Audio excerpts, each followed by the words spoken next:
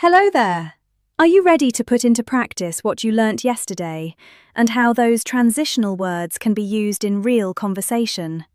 Well, let's go then. Mark, we need to finish our presentation today. Absolutely. Firstly, let's decide on the main points. Good idea. Then we can divide the work between us. Next, I'll prepare the slides while you write the introduction. Perfect. Afterwards, we'll check everything together for mistakes. However, we should leave some time for practice. Yes.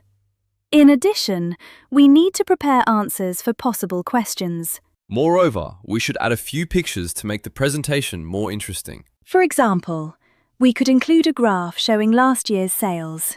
Great idea.